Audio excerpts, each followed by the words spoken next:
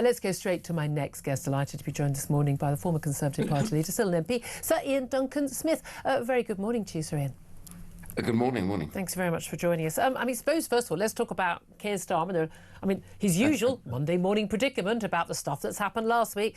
He does have a little bit of a problem trying to keep either chiefs of staff or cabinet ministers, deputy prime ministers, now indeed ambassadors to the United States, with Lord Mandelson being ousted. Although I understand not resigning, not actually being told he was going to, and therefore still able to get a nice big juicy payoff after earning £200,000 a year in that job. So that's always good for us to know. But what do you make about the issue of what did the Prime Minister know and when before he actually was forced out?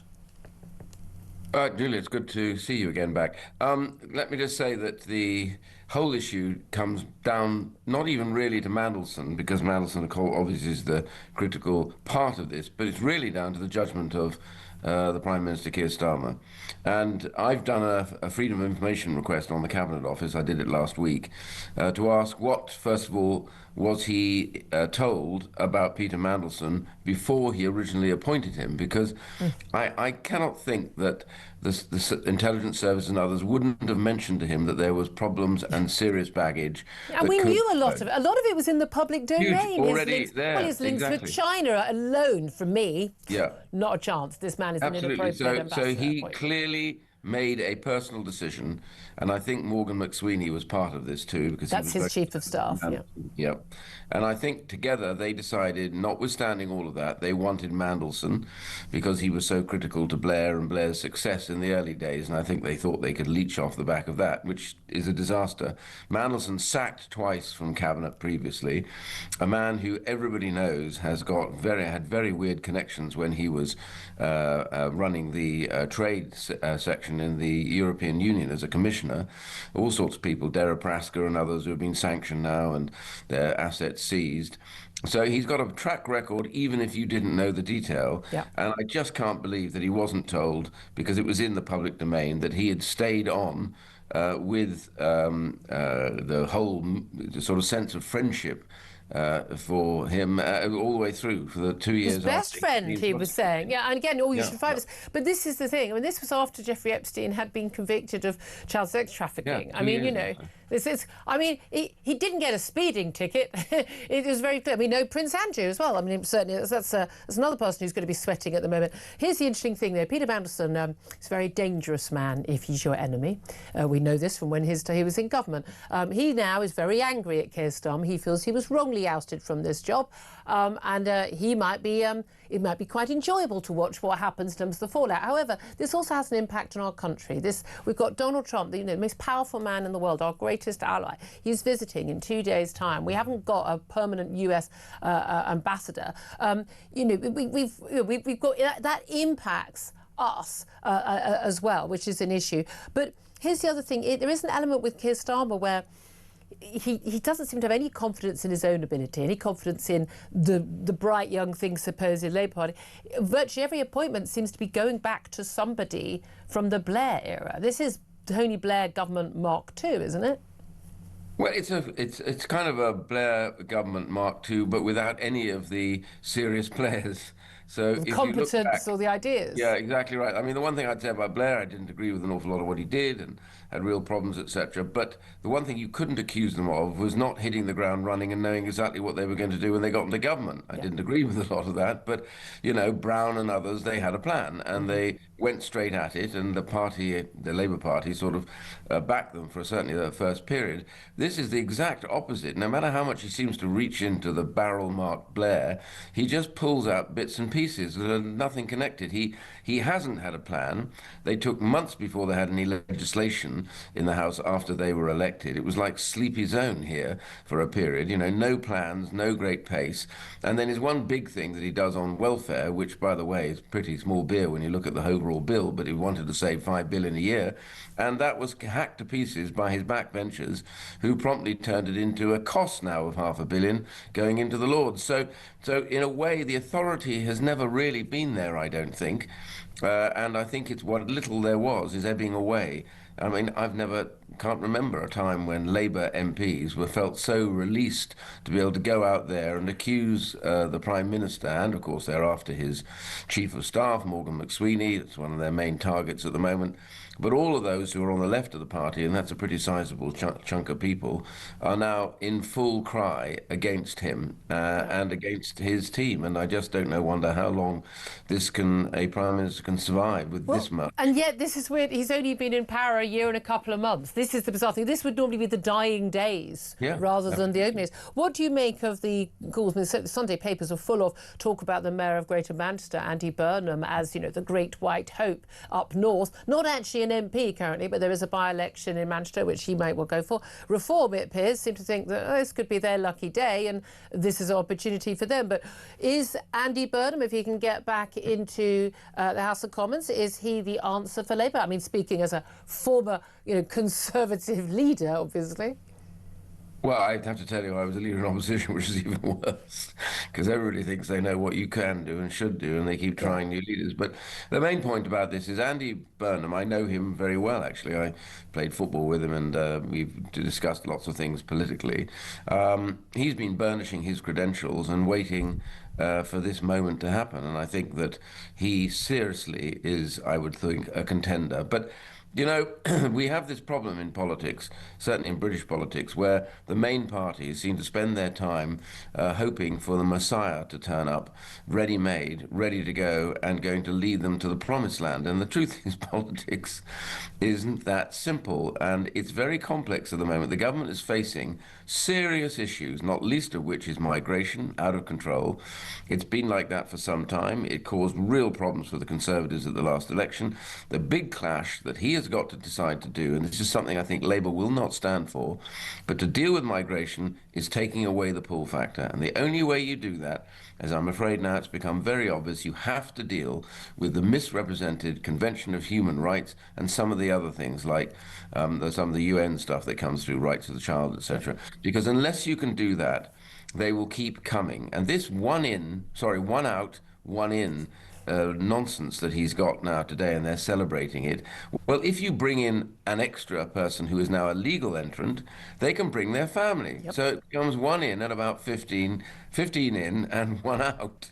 And that actually doesn't help at all, because overall migration is a problem, not just illegal migration. So, you know, these big problems, got an economy which is tanking now, thanks to some of the worst decisions that a chancellor coming in can do to an economy that was difficult, has now turned it into a complete mess.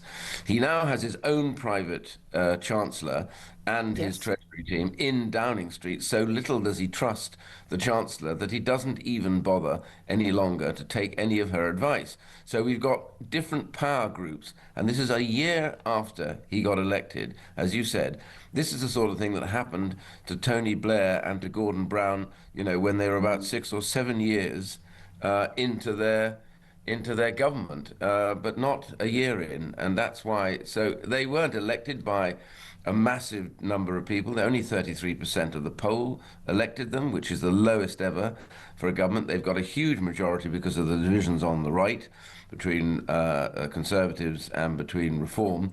All of that has delivered possibly the most incompetent, worst government that I can ever remember. And I have to say, that includes Labour governments that I have seen. This one really holds the record, I think. I mean, and also Conservative governments. I mean, you know, you guys were in power for a long time. We are where we are. I mean, what do you make of things like the march on Saturday? Tommy Robinson organised this march, Unite the Kingdom march. We just had a caller on, Russell. He says he was at the march. You know, he's attended other marches, nothing to do with Tommy Robinson. He said it was peaceful. It was about community. It was about concern for the country. This wasn't, you know, a march of hate. And he, you know, he says he didn't see any violence. Now, we know there was some violence. We know there was some arrests and some police officers were injured. And there, you know, large groups of people. And it's often ends up what's happening.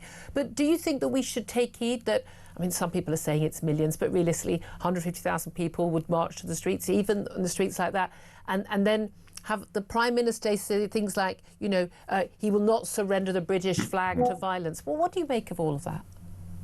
Well, first of all, the concentration on the violence is obvious because the media, that's what they look for and want to report. Obviously, it's newsworthy. But as I understand, from the police. It was one section of the crowd that had broken through with intent to take on the other march at the same time. So that's where the violence was. I agree with your previous caller.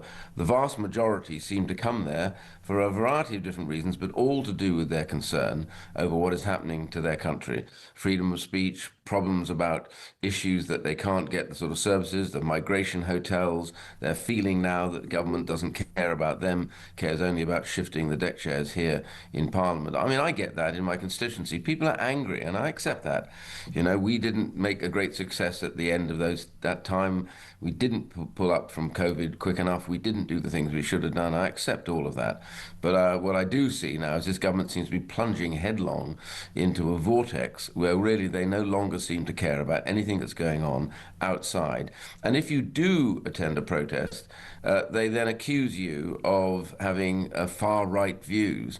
I don't think the majority of the public have far-right views. What they have is concerns, a love for their country, but at the same time a distinct worry that their country is going to a place that they don't recognise, and they want to have the control back, which is what they voted for at Brexit, is what they still want now, and I think it's time that the government woke up and said, we're going to deliver it to you. I mean, just finally, I mean, linked to that, your colleague Robert Jenrick, who we're hopefully going to be speaking to later on the show, is pointing out, you know, the new poll showing 2/3 of young Brits under 40 don't know what the Battle of Britain is. Now, that's an abject failure of our education system. And I have to say, having gone through the comp system in the 80s, I wasn't ever told about the Battle of Britain. We weren't taught anything about the Second World War and what Britain did. But it's the anniversary today that we mark the Battle of Britain, this incredible actions by British forces to defeat the a Nazi air attack. This is civilizational stuff, and I was talking about that at the beginning of the show. But the fact that so many of our young Brits, they wouldn't fight for our country, they don't know anything about our history, they're not taught it by our incredibly left-wing, ashamed of our country teachers and university lecturers. Where does that leave us? Well, I have an interest in this because my father was a fighter pilot throughout the war, and I learned a lot about this. Had 5 gallantry medals. He was one of the bases. I mean, tough guy, and lucky to still be alive at the end of the war because most of them weren't. And the thing I remember was that when I was at school, there was still, we talked about the war, we looked at the Second World War for history, we talked about battles. It was all part of that process of learning and understanding this. That progressively under left-wing educationalists has been stripped out as far as they can from anything to do. They don't want to talk about battles. They seem to have a down completely on what happened historically with the empire, and they seem to want to make sure that we just strip out any concept of being proud of your heroes and of your country that has done so much. And I said to somebody the other day who was trying to have a go about this, and I said, no. I said, have a look around the world. Just look at what this small island has done for the whole world. The free market wouldn't exist for the UK. Yeah. The concept of common law, jury trials, habeas corpus, all things that came out of here. Every sport you can imagine was probably invented on the playing fields of some English school or other. And the reality is, you go through the list of these things, we fought and died for people's freedoms, in Europe, around the world, from the Far East. This is the real story of a most remarkable nation that is inspirational and is unbelievably a nation of leaders. Yep. What has happened to those that have come through is they don't want to hear about that. That is the question. I am proud of our empire because I believe ultimately, we had some problems and mistakes, but genuinely, what did we deliver? Yeah. Fantastic democracies around the world. Exactly. Like India. So, Iain, I mean, we could talk for hours about this. Unfortunately, I'm way over time. But yeah, I know a lot of people in our audience and myself here and in the studio were nodding along with all of that. So, Ian Duncan Smith, so appreciate you joining us. Thank you very much.